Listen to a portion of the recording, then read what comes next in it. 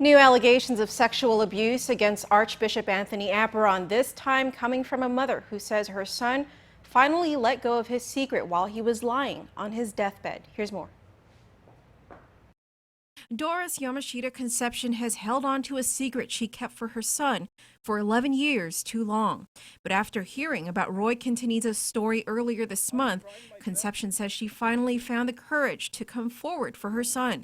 Quintaniza is the first person to publicly accuse Archbishop Anthony Apuron of molesting him when he was an altar boy at the Mount Carmel Catholic Church in Agate some 40 years earlier. Nobody came up and asked me. I volunteered this, sweetie. I wanted everybody to know that I came up to Roy and I said, I told him what happened to Sonny, and I supported him. Formerly of Agate, Conception, who now lives in Arizona, says her son, Joseph A. Kanata, nicknamed Sonny, was also a sex abuse victim of Apuron at the Mount Carmel Church. Apuron, of course, back then once,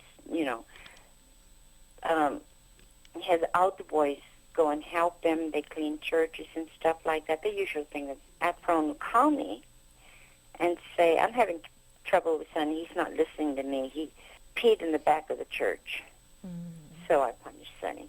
At the time, Conception says she had no idea what her son was going through. As he got older, Conception says her son became more troubled and went through some rough times, especially as a teenager. Conception says he even tried to commit suicide several times, but Conception never understood why.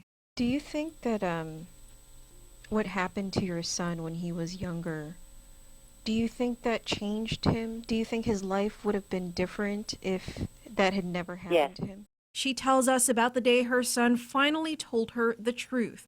Conception says Kanata was 37 years old and was being wheeled away into surgery. And he says, Mama, I love you. Come closer, give me a hug. We gave each other hugs, and he just, I have to tell you this. I cannot take it with me. And I said, take what? He said, I was molested. I said, who? He gives me, I was molested by Father Apuron when I was an altar boy in Agate, were his exact last words to me. I said, did he rape you? The doors, the elevator doors open. They took him away. And that was the last time I saw my son.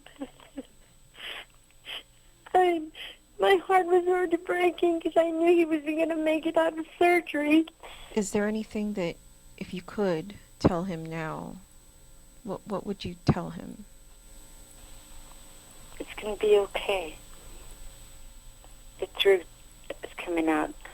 And to the Archbishop, I wish Archbishop would just face me. I would love to look at him in the eye. If he has a conscience, admit, do what's right for the people, especially for his soul.